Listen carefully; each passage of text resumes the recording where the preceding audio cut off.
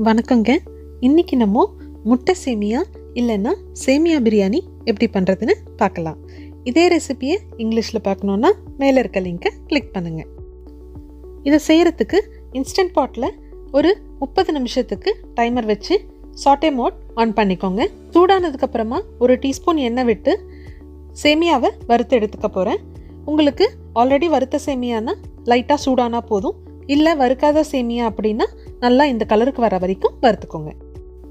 இப்போது ஒரு 2 table spoon அளவுக்கு எண்ணெய் சேர்த்து முழு கரம் மசாலா சேர்க்க போகிறேன். பட்டை, கிராம்பு, ஏலக்காய், பிரியாணி இலை எல்லாத்தையும் சேர்த்து வாசனை வர வரைக்கும் வறுத்துட்டு ஒரு பெரிய வெங்காயத்தை பொடியாக வெட்டி போட்டிருக்கேன்.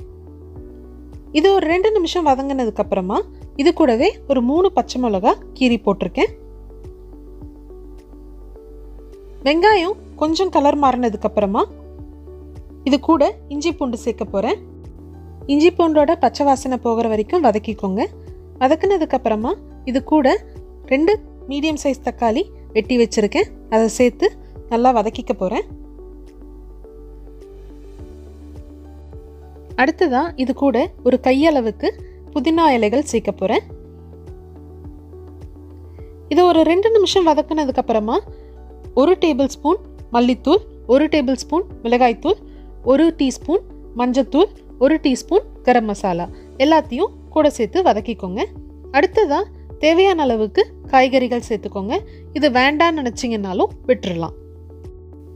எல்லாத்தையும் சேர்த்து நல்லா கலந்து விட்டதுக்கப்புறமா தேவையான அளவுக்கு உப்பு சேர்த்துக்கோங்க.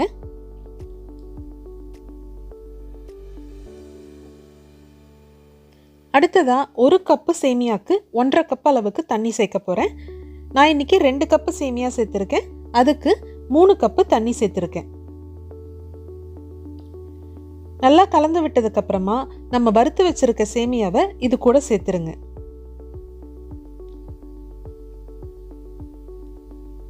நல்லா கலந்து விட்டுட்டு இப்போது இன்ஸ்டன்ட் பாட்டை மூடி போட்டு மூடிடலாம். இதை நான் 1 நிமிஷத்துக்கு ப்ரெஷர் குக் பண்ண போகிறேன்.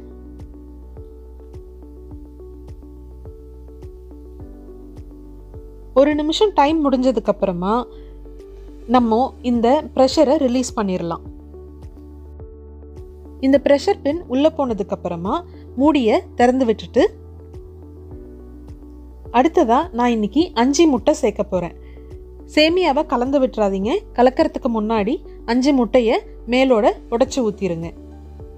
இப்போ ஒரு மூடி போட்டு மூடி நான் இன்னைக்கு ஸ்டீம் மோடு யூஸ் பண்ண போகிறேன். ஸ்டீம் மோடில் ஒரு 2 நிமிஷத்துக்கு வேக விடணும். இப்போ பார்த்தீங்கன்னா முட்டை ஓரளவுக்கு வெந்துடும். இப்போ கரண்டி போட்டு நல்லா கலந்து விடுங்க. நீங்கள் கலந்து விடவே முட்டை இந்த சேமியாவோட சூடுலேயே நல்லா வெந்துடும். அடுத்ததாக ஒரு கையளவுக்கு கொத்தமல்லி இலைகள் சேர்த்துக்கோங்க. சேர்த்து விட்டு நல்லா கலந்து விட்டுருங்க. அவ்வளோதாங்க.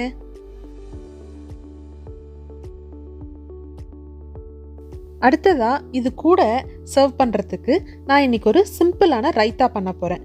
இதுக்கு ஒரு பெரிய வெங்காயத்தை பொடியாக வெட்டி வச்சுருக்கேன். இது கூடவே ஒரு சின்ன தக்காளி, ஒரு 2 பச்சை மிளகா, ஒரு கைப்பிடி அளவுக்கு கொத்தமல்லி இலைகள், இது கூட 1/2 டீஸ்பூன் மிளகுத்தூள், 1/2 டீஸ்பூன் சீரகத்தூள் ரெண்டுத்தையும் சேர்த்து தேவையான அளவு உப்பு சேர்த்து ஒரு 1.5 கப் அளவுக்கு தயிர் சேர்க்க போகிறேன். சேர்த்து எல்லாத்தையும் நல்லா கலந்து விட்டுருங்க.